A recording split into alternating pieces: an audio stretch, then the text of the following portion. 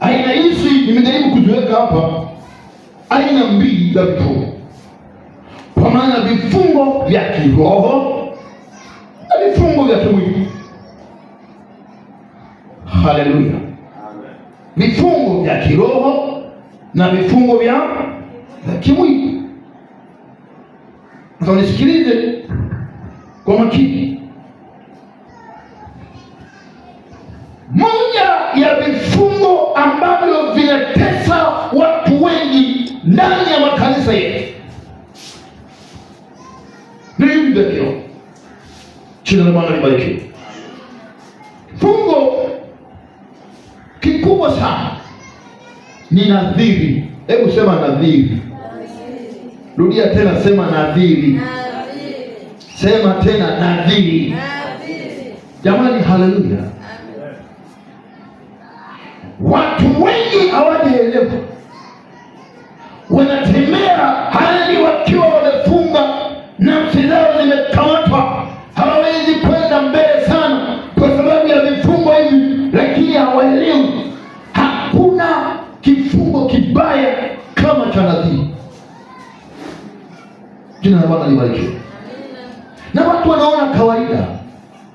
Tuna watu leo wanatembea na minyororo mashingoni mwao, ni vile haionekani katika hali ya kawaida, lakini watu wengi sana leo mambo wanayoyapitia ni kwa sababu ya kuingia kwenye vifungo na hasa nadhiri.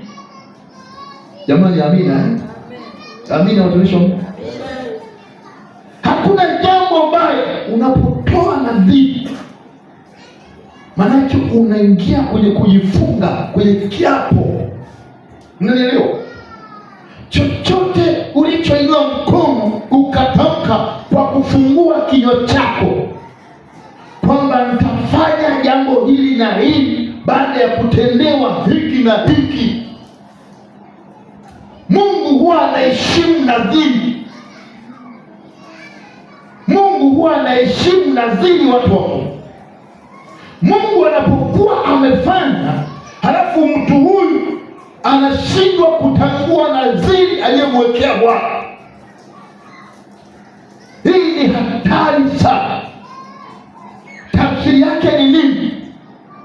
Utajikuta ni mtu ambaye una struggle sana, lakini matokeo ya kustruggle hakuna matokeo chanya, kwa sababu umejifunga au umejitega kwa kinywa chako wewe mwenyewe.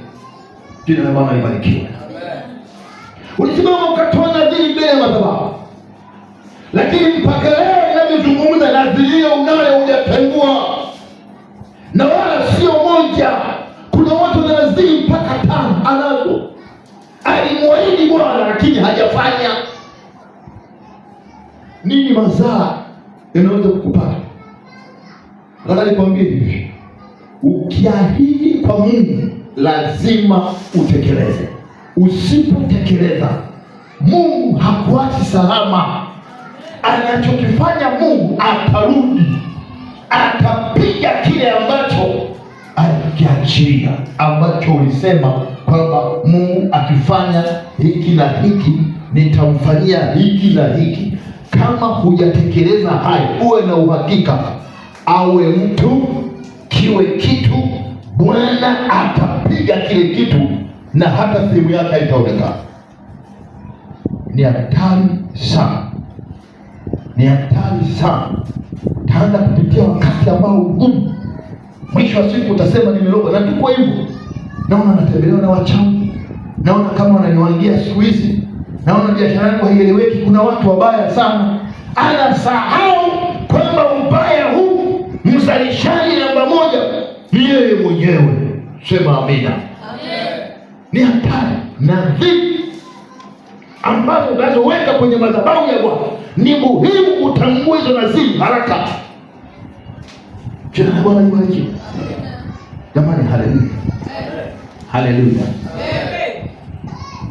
Kwa hiyo hii ni moja ya vitu ambavyo watu wengi ndani ya kanisa wanapitia maisha fulani au wakati fulani kwa sababu ya kujifunga nafsi zao katika maeneo haya.